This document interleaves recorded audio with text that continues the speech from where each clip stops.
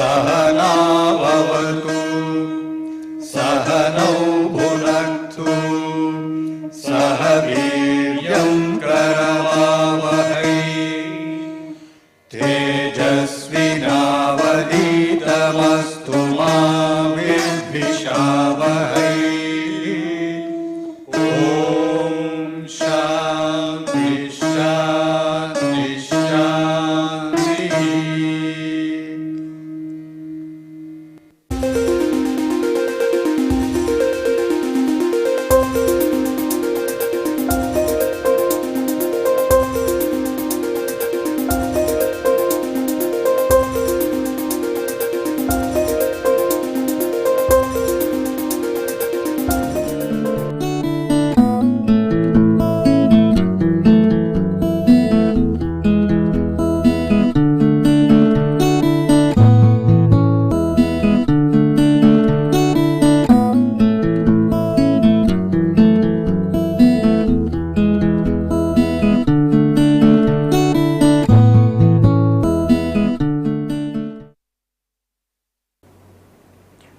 Today we start looking at some of the numerical methods. So far we have been looking at the programming part and the representation of data on the computer, floating point and the errors due to that. So to summarize, we so far looked at some elements of C programming and how do a floating point number is represented by a finite number of digits in a computer, and what are the errors which comes because of this finiteness of the floating point and also the round off, and how those errors propagate in a calculation which involves a series of mathematical operations, and also what are how to identify the sensitive steps in this series of operations. These are the things which we looked at. Now the next part of this course we would now look at some of the techniques of numerical programming, the numerical methods, as methods which are commonly used in scientific programming. So one of the topics is interpolation. That's what we start today. So we start today with interpolation.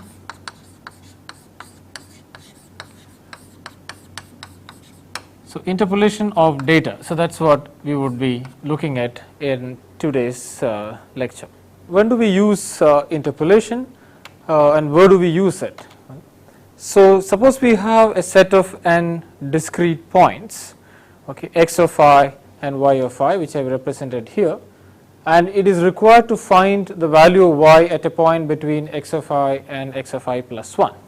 Let's say we have because of some numerical calculation or simulation or some experiment which is done, okay, you had set of data points as a function of some variable. So we had some set of data points which I would represent like that. It could be a measurement of temperature as a function of time or any other property, okay, or it could be a output from a simulation. In this case we have this discrete set of data points and you want to find out what is the value of this function is, okay, at some point in between, let's say, which are represented by this top. So in those cases we need to have a function, a curve which goes through all these points and you have to approximate the value here. So this is, we are talking here about a method of approximating some values, a function. Okay. So that is what I represented here. These points are given by, as I noted here, as x of I and y of I. I notes a set of discrete points. So y of I is my function f of x. Okay. So x of I are set of discrete points and y of I is a function value. And you want between any 2 points, I and I plus 1, some value x, and I want to find out what is the function value or the value of y at that point is. So one way to do that is to say that there is a polynomial Pn of x. Okay, so we can say a polynomial Pn of x, okay, which passes through all these points. Okay, it takes values Pn of xi is equal to yi. Okay, so this is what we have put in here. Okay, so we have this function yi as f of xi. Right. So we have yi as f of xi, and if you can construct a polynomial which takes in values yi at a set of points f of xi at the discrete points xi, and then that's a good approximation to this curve. Okay, that's one way of doing it. And then once we have the polynomial, okay, as SC polynomial given to us of order n, okay, given this n points, then we could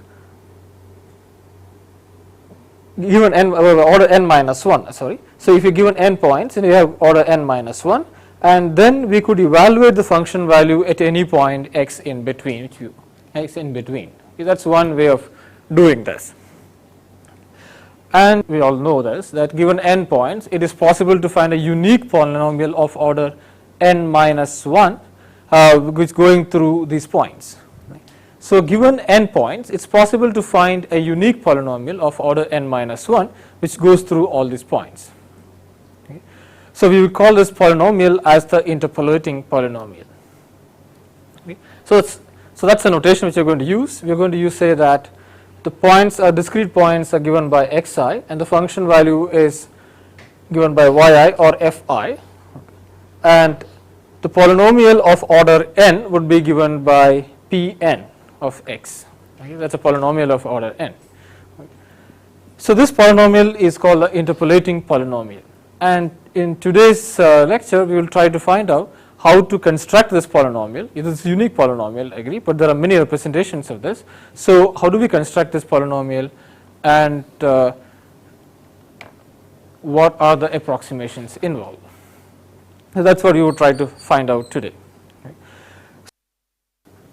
So here is a plot which shows a set of data points, okay, and then I have drawn two curves here, okay, just to show you the difference between what we mean by interpolation or interpolating polynomial, and what's the difference between an interpolation polynomial and a fit.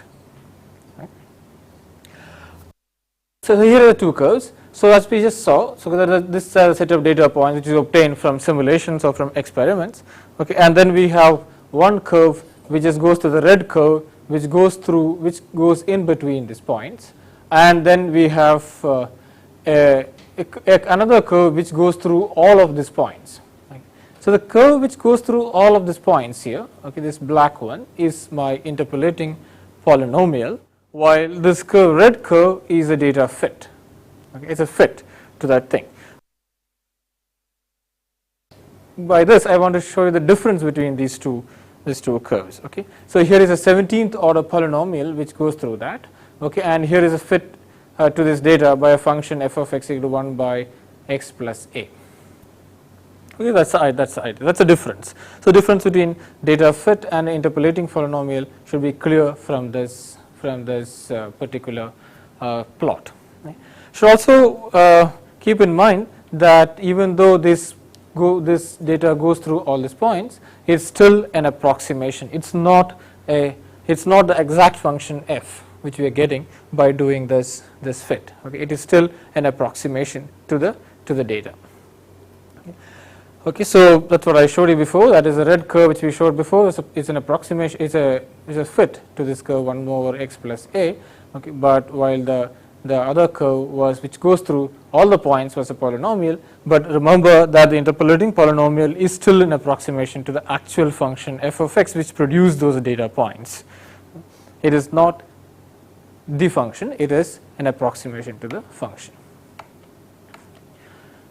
So as I said, there is a unique polynomial of order n minus 1 if you are given n points. So if you know the function value at n points, we have a unique polynomial of order n minus 1.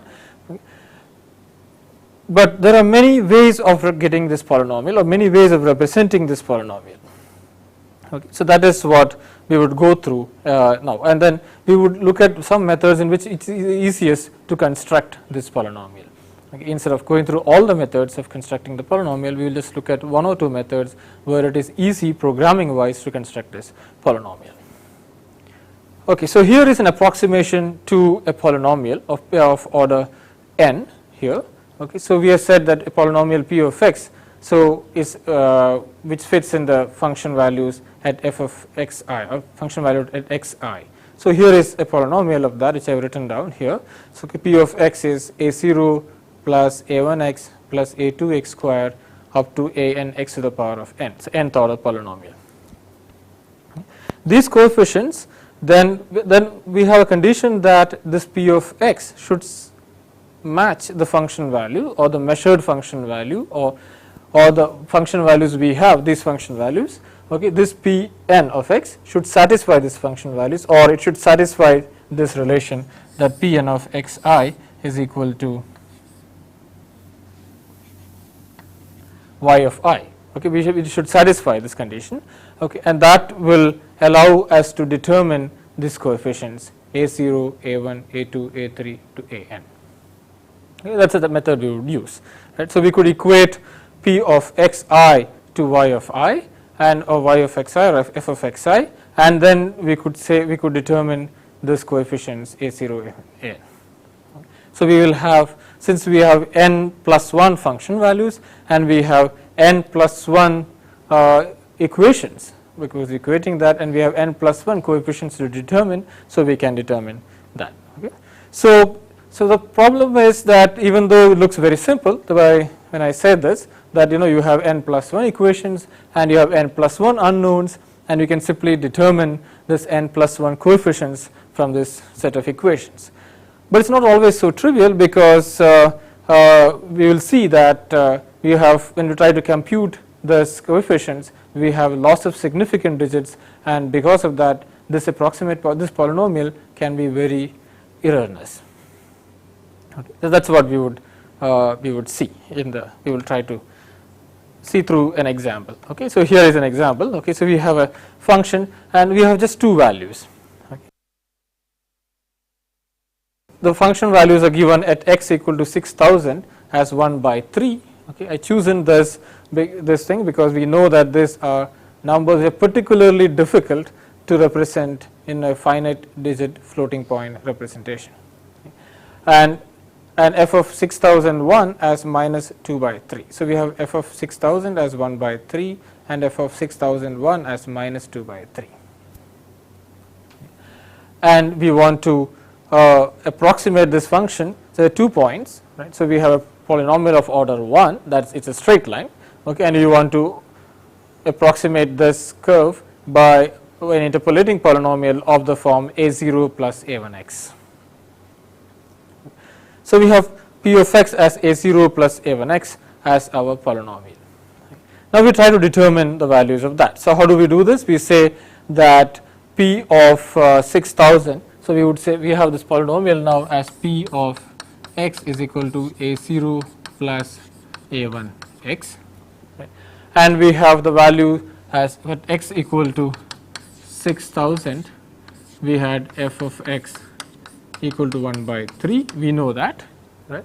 And then we substitute that here, so we will say 1 by 3 is equal to a0 plus a1 into 6000, okay. And then we have f of 6001 as minus 2 by 3 here. Okay, we have f of x 6001 as minus 2 by 3. So we will put that in here and we will say f minus 2 by 3 is a0 plus a1 into.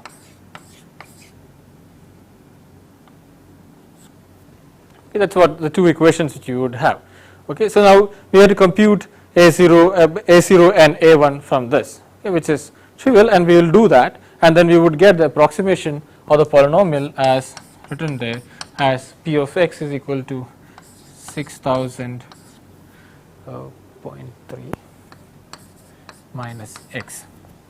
Okay, that's the value which you would get. Okay, a0 is 6000.3 minus x. Now let's see what happens if you. So what I said, we have used the condition that p of x is equal to f of x, and then computed a0 and a1, and we got the polynomial, and we would expect that the p of x would be equal to f of x when we substitute any of the x values into this polynomial. Okay.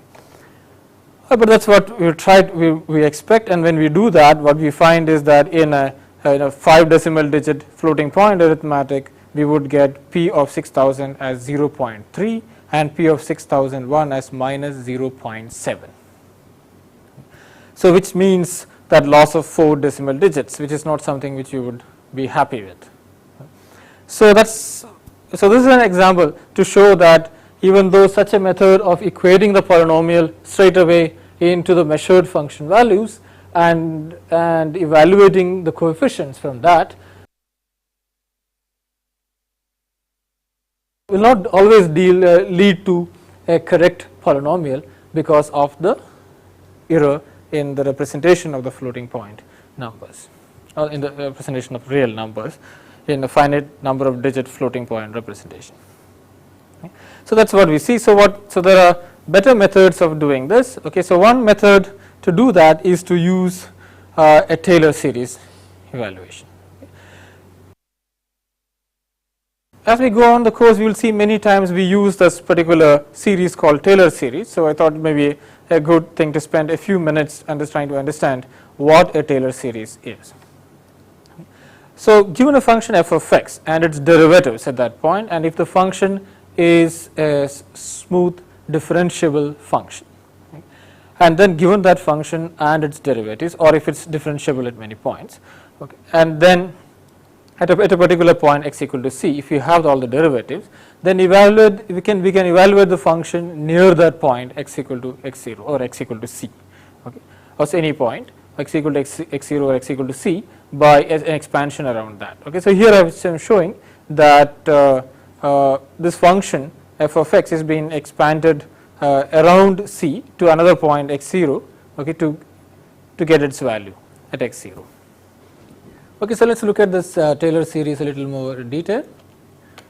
Okay, so that's what Taylor's theorem says, that if a function f and its first n plus 1 derivatives are continuous and on an interval containing a and x, then the value of the function at x can be determined from the value of the function at a by this series. Okay, that's what we used there.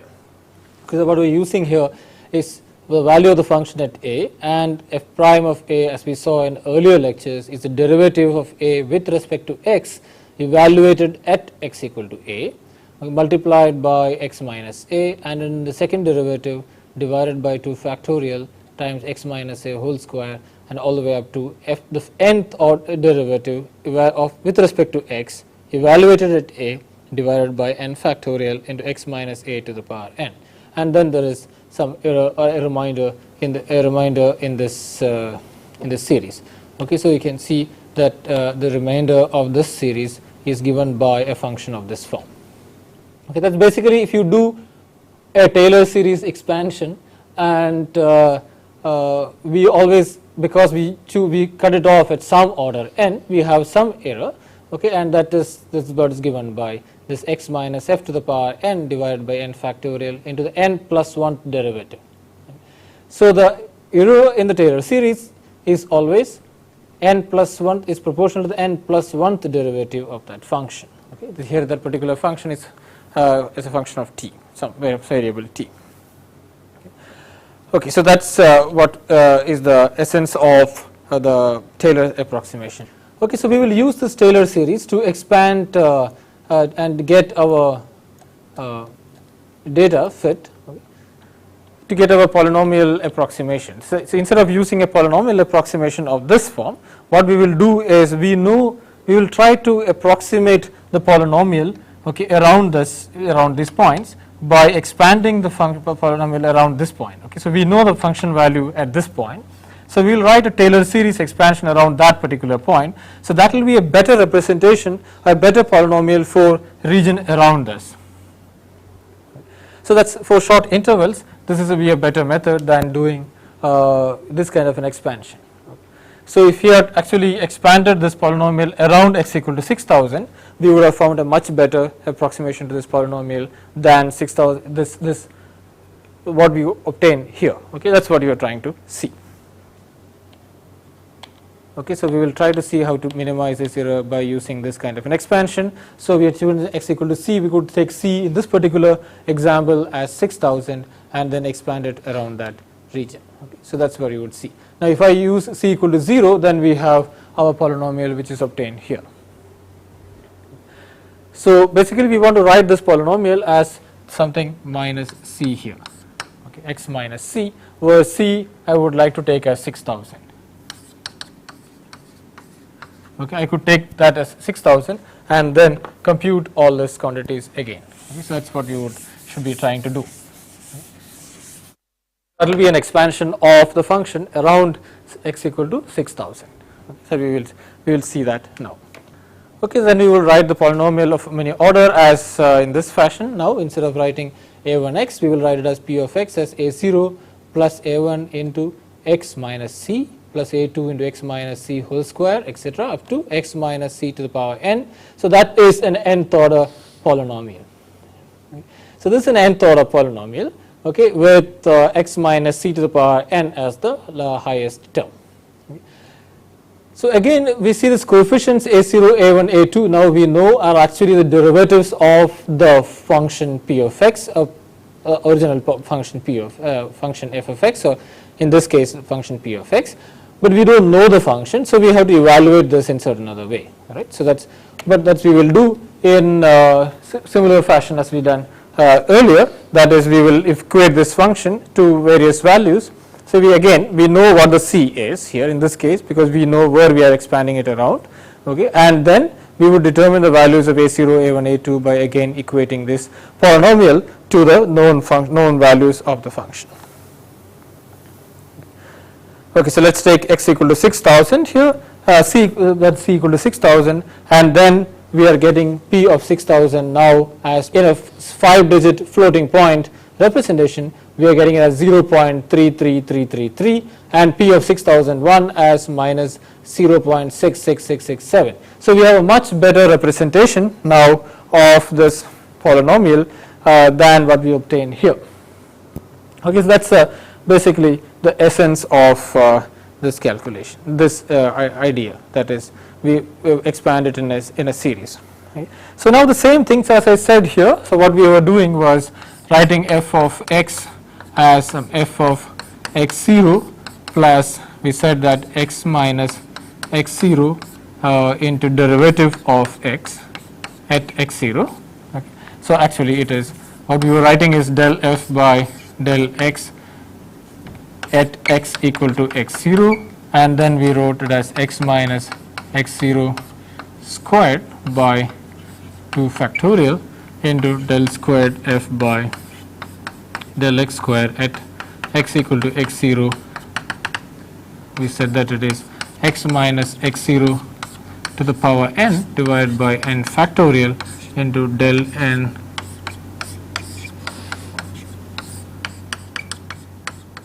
So that's what we had written in short notation as fn. This is this derivative, and fn of x0 we said that is basically the derivative, nth derivative of f with respect to x0. So this is a series which we have written. Okay. So this is what we were writing before as f of x being the polynomial, now as p of x as we are writing this as a0, and then we were writing this as a1 into x minus x0 plus a2 into x minus x0 to the squared, etc. So that's what you were writing. So now this can be written in a slightly different fashion. Okay, so we could say that okay, now in this particular case we have always expanded the whole function around x equal to x0. Okay. So now there is a slightly different way of writing this polynomial, in which we will not use x equal to x0 as expansion point all the time, okay, but would use something like this. Okay. So we had used here, we will use for the first term as x minus c1, and the second term is instead of x minus c1 square, we are using x minus c1 into x minus c2 and continue up to n. At the nth term would be a and x minus c1, x minus c2, x minus cn. Okay. So notice that where c1 equal to c2 equal to c3 etc. up to cn all are equal to c0 or x0 in this particular case, then we would get this polynomial which I have written here. Okay. So this would follow from this if I use all the coefficients c1, c2, cn x equal to x0. Okay, that's what we call the shifted form. Okay, so this is what's called the Newton's form. Okay, so this is called Newton's form for the polynomial. Okay, and what we would get if I put all these coefficients equal to the same thing is the shifted form, which where all centers are equal to and if I put all coefficients equal to 0, then we get the normal power form which we obtained in the beginning. Okay, so to summarize, so we have the Newton's form.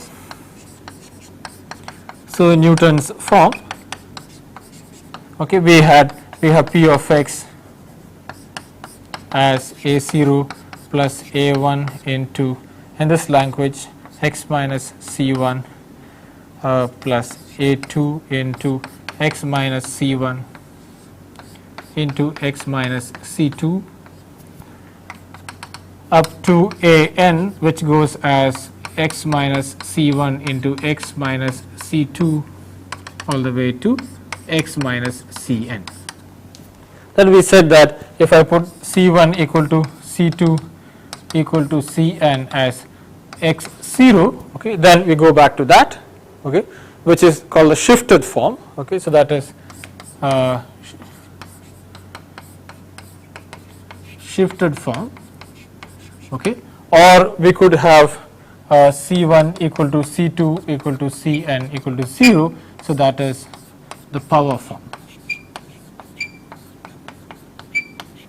Okay, they are all the same polynomial, they just represented in different ways. So okay, there's different ways, and because of the finiteness of our representation, the real number representation is been represented as a using a floating point of finite number of digits. We have different answers, numerical answers coming from this, but mathematically they are all the same polynomial. Okay, because the polynomial which passes through nth order polynomial which passes through the n plus 1 points is a unique polynomial.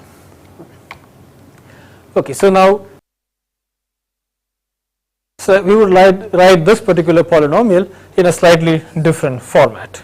Okay, that's what you would look at. For computational purpose, it's better to write this in a kind of a nested form. Okay, and that's what I'm trying to show here. Okay, so the same thing which I have written there is now written in a slightly different form. That is, we write it in what is called a nested form.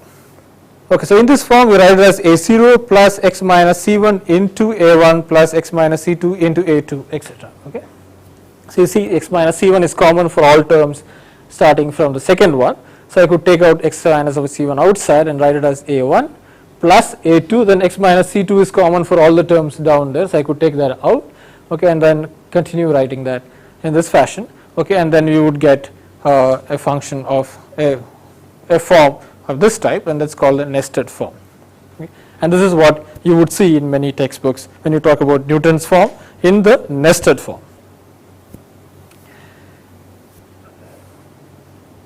Okay, so we need to do, so as I said that if you want to evaluate this after obtaining this polynomial, so how we will equate this polynomial to n plus 1 function values which we know, okay, and we would obtain this coefficients a0, a2 up to an minus 1. Okay, we will take c1, c2, c3, c4 as the function values which we know. Okay, the x values at which the function values are known are c1, c2, c3, and then from that we can actually compute this whole polynomial, all the coefficients in this polynomial, and then we have to evaluate. Then once we know the polynomial, we can evaluate this polynomial at any given value x, right? Okay, so when we do that, okay, we have to do 2n multiplications and n additions. There are n terms here, so we have to do 2n multiplications and n terms. Okay, so each bracket here has one multiplication to do, so we have 2n multiplications and we have n additions to do. Okay, but it is, however, it is still a very easy thing to program. Okay, so that's it's still a very popular form to use. Okay, so now there is, once we have this nested form and we saw this quantity, okay, there is when we program it, we would use what's called a divided difference method to compute the values, the coefficients. Okay. So we just saw that there are, by equating this polynomial to the function values at xi's or x equal to c1, c2, c3, etc., I can actually compute all these coefficients a0, a1, a2, etc. Okay, so that's easy to see. We can see that I could just take P or at x equal to C1, then I would get it as A0, right. So, P at x equal to C1, okay, from this polynomial, okay, it's that all other terms would vanish and that just A0, and P at x equal to C2 would be then A0 plus A1 into C2 minus C1. All other terms would be 0. So, by doing this fashion, we can actually compute all these coefficients A0, A1, etc. But that is not a very elegant or a very good form of computing it. So, we use what is called a divided difference to actually achieve this quantity. Okay.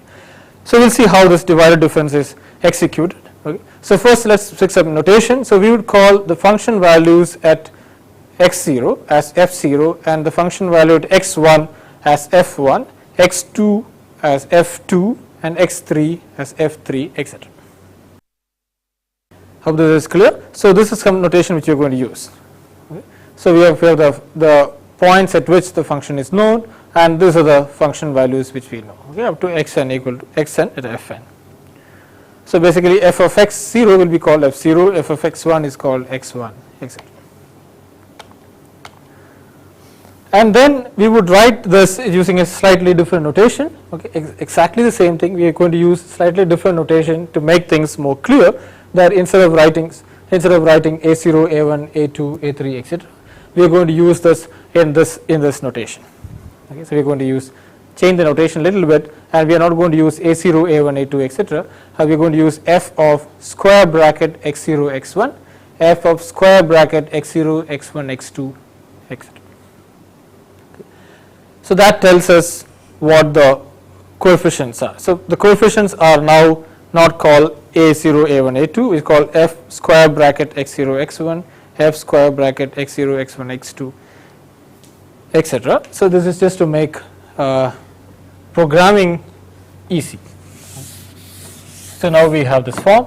So, we are going to write our polynomial as Pn of x is equal to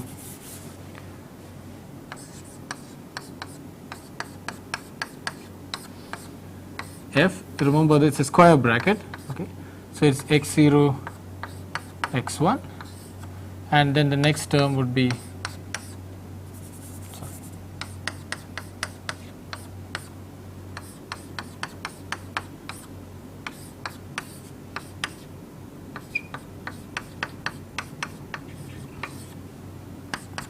so that is the form which you are going to write. And then, as I said, we can now take Pn at x0, that will be A0, and Pn at x1 would be A0 plus x minus x1 into f of x0, x1, and then we would get a series, we would get a set of equations of this form. Okay, and that is what then we would make up a difference table. Okay, so let us compute this quantity here. Okay. So, we can say that the function values are now called f1. So, f of Pn at x0 is called now f0, right. So, we have equation which says f0 equal to A0, and then we have equation called f1 which is f of Pn of x1, okay, which will be now A0 plus x minus x1 into f x0 x1. So, we can easily see that f x0 x1 is nothing but f1, and A0 was f0. So, it is f1 minus f0 divided by, sorry, this is x1 minus x0, sorry, I substitute x1 there, so it is x1 minus x0. So, it is f1 minus f0 by x1 minus x0. So, that is a value, that is this coefficient, that is what we have written here. Okay. So, then we can compute the next coefficient in similar way, as I said that we could now write down f2, okay. So, that would be A0 plus x2 now minus x0, I am substituting it here into f of x0 x1 plus x2 minus x0 into x minus x1, x2 minus x1, sorry, into f of x0 x1 x2. Now I can see that I can read off, I know what A0 is, I know F0, I know what f x0 x1 is, that is from this equation.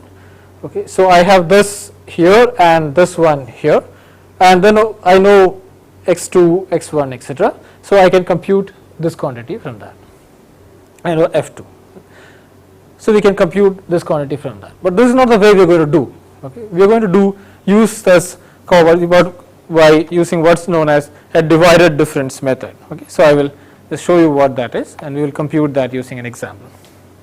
Okay. So what we do is we will first construct these functions, okay, the 2-point functions. We will do that here. We have written that x0 as f0, x1 as f1, x2 function value f2, x3 function value f3, and x4 function value f4. We have written that, and having done that, so now what we do is we will construct this differences. Okay, we did one here, right? We did between x0 and x1. Okay. So I will do that here. Okay. So I will write here as this quantity called here f1 minus f0 divided by x1 minus x0. Okay. And I know that this is the coefficient of the first term in the polynomial, and I know that this is the coefficient of the second term in my polynomial. My polynomial, the second term is given by that. Right. So now I have to construct the third term, or the coefficient of the third term, etc. So to do that, I will first make this what is called the first order differences. Okay. So that is so we would make the first divided difference, the first divided differences and the second order divided differences, etc. And then we will construct all of them in a series. That is what we will try to do.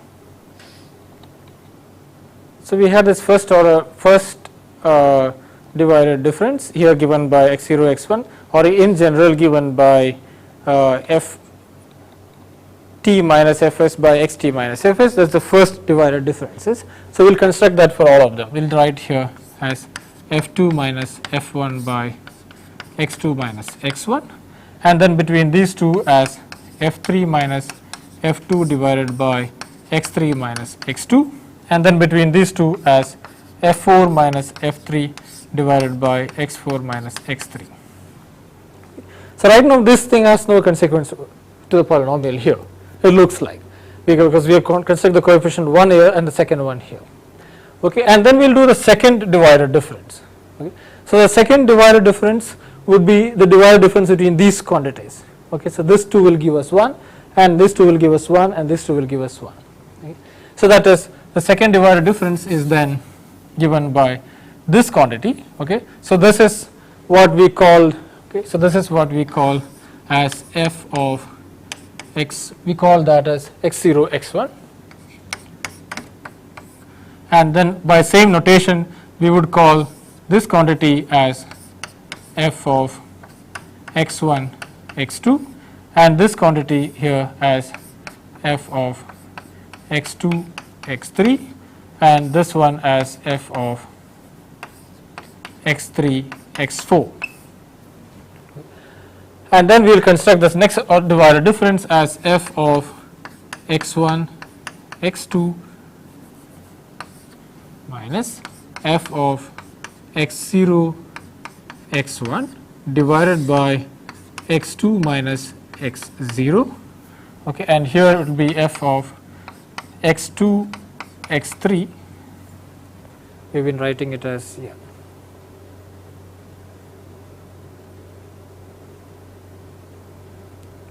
The notation we write f1 minus f2, f2 minus f1, f3 minus f2. So we should write it as the similar way here. So we will write it as f2, we call it x2, x3 minus f of x2, x1, x2 divided by x3 minus x1, and here it will be f of x3, x4 minus f of x2, x3 divided by x4 minus x2. So that is a second rule. And now what I am trying to show you is that, so this is the coefficient of the first term, and that's the coefficient of the second term, so I will call this the first term, and this is the coefficient of the second term, and this will be my coefficient of my third term. Okay. Or basically that is what f of, so this is what is f of x0, x1, x2 is. Okay. So you can just rearrange terms here, okay, and write everything in terms of these functions, okay, which is known, and then we can show that this term, what we get from here, is just exactly the same as this quantity. Okay. That f of x1 x2 minus f of x0 x1 divided by x2 minus x0. Okay. So what I am trying to say is that I can from here, okay, I can substitute for this I know, okay, and I can rearrange terms here and do a little bit of algebra, okay, and then I can show that f of x0 x1 x2 is f of x1 x2 minus f of x0 x1 divided by x2 minus x0. Okay. So that it can be shown, okay, from this, and that I leave this as an exercise for you to do. In general, we would compute the higher order differences in this form. That's the functions with the third order term. There is a coefficient of the third order term which had x0, x1, x2. I showed you is the difference between the second order coefficients, second order divided differences, or the first order divided differences divided by x2 minus x0. If you look at the intervals here, this also keeps increasing as we go down on the order, go up on the order. So in general, we can write f of x0, x1 up to xn as the divided difference of the just the level before that. Okay, that is f of x0, f of x1, x2 up to xn minus f of x0, x1 up to xn minus 1. So that's the way we are going to write. Okay, so we are going to write everything one order before. Okay, so here notice that x0, x1, x2 is the difference between x1, x2 and x0, x1 divided by x2 minus x0. So now when I take f of x0, x1, x2, x3, that's the next term here, would be we know that it is x3, sorry, the next term which we would write would be f3 would be equal to a0 plus x3 minus x0 into f of x0, x1 plus x3 minus x0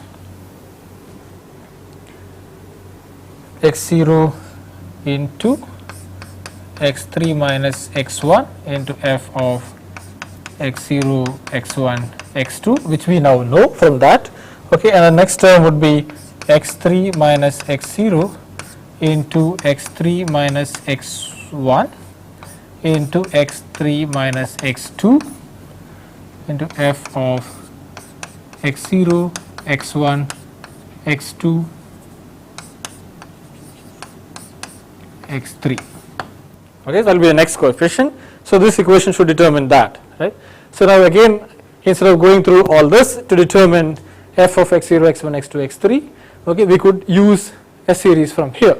Okay, so then we will have this term now would be called f of x0, sorry, x1, x2, x3, and this would be called f of x2, x3, x4, and this term here, that is f of x0, x1, x2, x3, this coefficient of the term which is the third order, okay, or the fourth term or the third order coefficient would be then given by f of x1, x2, x3 minus f of, okay, sorry, there's no space there,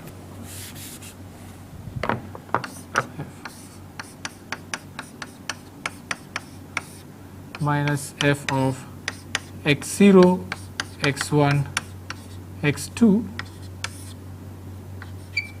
divided by x3 minus x0.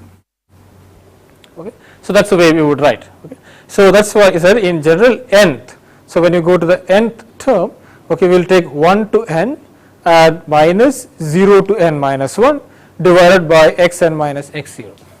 Okay, so that sets the the coefficients. That's by this way we can compute all the coefficients.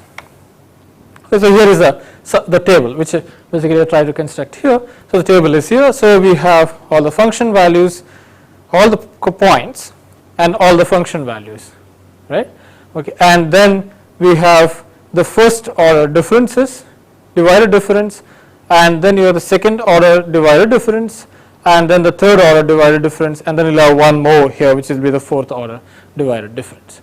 Okay, so this way we can compute all of them in a more systematic fashion, and this is easier to compute, easier to program than actually doing each of these terms individually when you go to large order in the polynomial. So when you go large order in the polynomial, it's easier to do it using this divided difference method. Okay, so here is an algorithm. Once you have this divided difference method, okay, and then to evaluate the polynomial, again we will not use this, right? We will use the nested form which was mentioned earlier. Okay, so remember what was the nested form. We will not write the polynomial in this fashion. We will write the polynomial now as Pn of x, then the nested form as a0 plus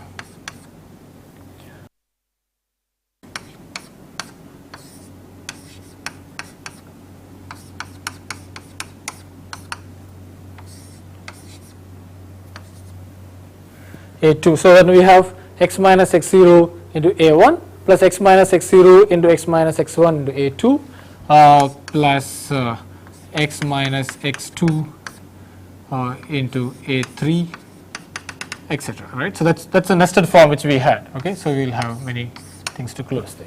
Okay. So that's a nested form which we wrote, and that's what we would use to evaluate the polynomial at any value x. Okay. So we will use divided difference method to compute the coefficients by writing this 1, 2, 3 these coefficients, okay, by doing this divided difference, and then we will use those coefficients and put them back here. Okay, so let me substitute this a0 as f of x0 x1, and this will be then f of x0 x1 x2 plus x minus x2 into etc. Right. So that's what you will have. Okay, so we can compute it in this fashion much easier because again nested form is easier to program. So that's what I shown here. We start from the last term in the nested form, okay, and then we go up on the in this case. Okay, so we'll keep going up by doing this. So first we compute the last term. Okay, so that's the an. Okay, that's we know this coefficient. Okay, and then we go up. These are the coefficients which I have represented here as f of f square bracket x0 x1 etc. Okay, and then we'll go up from there. Okay, so that's why I go from loop n minus 1 to n minus 2. We will actually do this using an example. Okay, we'll actually do this computation, then it will becomes more clear. But the idea is that if I have only 3 terms, okay, so I have only my polynomial was x minus x0 into f of a1 and x minus x0 x minus x1 a2, then I could, that's if I only a second order polynomial, and then I could stop here, okay, and I say that my function is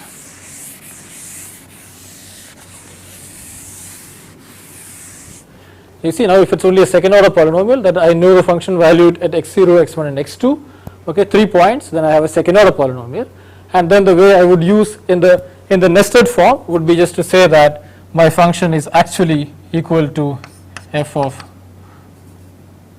my function is actually equal to, I start from this and I will say f is f of x0 x1 x2. Okay, so that's what I would say. That's what I call here by saying b1 equal to an. Okay, right, and then I go to the next point. That's n in my particular case, and n was just 2. Okay, so then I will go to the next one and I will say that I will multiply that n. Okay, that's I is n minus 1 here. It's actually I plus 1 is n.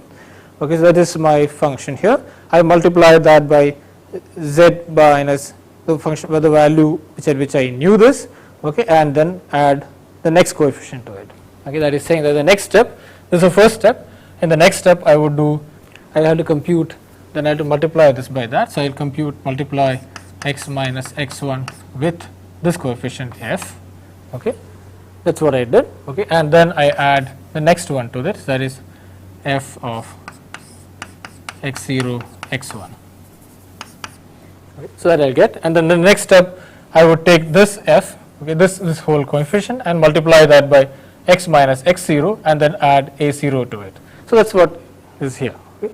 So the term before that, you multiply that by x minus x0 or x minus x1, whatever that number is. Okay. So this is now my new f. Okay. And then I take the next f, I will take x minus x0 and multiply f and then I add a0. Okay. So that's the step 1, step 2, step 3. Okay. That's what it is here. Okay. That's exactly what is been given here. So you can write this down and then try to do this by substituting numbers here. And you can see that this is exactly what I have written on this board here. Okay, so so that's now I give this a small problem here which you can work out that, or we will just do that here. So we have, let's say, a function value, a function given at x 2.5, 3.75, 5 and 6.25, and the function values are given as minus 28.62, 159, 513, 1265.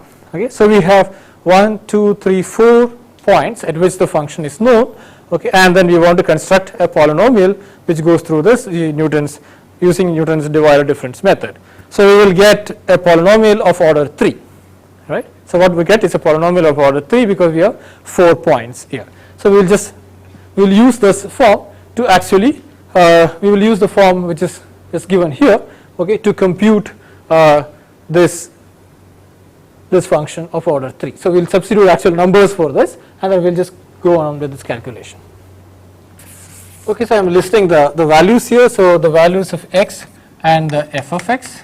Okay, so there are 2.5 okay, and minus 28.62, and then I have 3.75 and that is minus 159.36, and then I have 5.0 and that is minus 513.97, and then I have 6.25 as minus 1265.45. And I have this, and then I have computed the first differences, that is minus 104.592. Okay, I am doing this computation. Okay, I am doing exactly this, that is f1 minus f0. I subtract this from this and divide it by the difference between these two. Okay, that's what I have done here. So I get this number. And I do the difference between these two and divide by the difference between these two, and then I will get minus 283.688, and I take the difference between these two numbers, okay, and divide by the difference between these two numbers, and then I get it as minus 601.184. And then I would take the difference between these two numbers and divide by the difference between these two, 2.5 and 5, and similarly I take the difference between these two, okay, and then I divide by the difference between 6.25 and 3.75. So that will give me minus 71.64 and minus 126.998. Okay. Then I take the difference between these two and divide by the difference between 6.25 and 2.5. Okay. So that gives me minus 14.76224. Okay. So we have all the coefficients of the polynomial 1, 2, 3, 4. Yes, the polynomial now is p of x. Okay, that is 3, n is 3, would be equal to minus 28.62 plus x minus x0 is 2.5 in the nested form. Then I will write that the next point as minus 104.592 plus the next one is x minus 3.75 into what is the coefficient will be minus 71.64. Okay. Then I will write it as, okay, so I have the next coefficient and then I will have minus 671.64 plus x minus 6.25, okay, and then I will multiply that again by my minus 14.76224. Okay. So that's the way I would compute this. Okay. So I have to close all the brackets. Okay. So I computed all the coefficients. Okay. That is starting with minus 28.62, minus 104.592, minus 71.64, minus 14.76224. Okay. And then I can write that in a nested form. Okay. And that gives me my polynomial. Okay. So you can see that x minus 2, and x minus 3.75, and x minus 6.25. So that determines the order of the polynomial. It's order 3 in the polynomial. Okay. This is my final polynomial, and then I can substitute any value of x and evaluate any value of x in between these numbers and evaluate this polynomial. Okay. So we will see other forms of writing this and some more problems in the coming class. Okay, you could actually use this method to evaluate you get a set of discrete points of log x between 1 and 8. Okay. And then you construct using this divided difference method, okay, a polynomial which goes through all these points. Okay. And then compare that with your function log x. Okay. So that gives you a good idea about how accurate your polynomial would be as you increase the number of points in between. With this, we will stop here. We will go to other forms of representing the polynomial in the next class.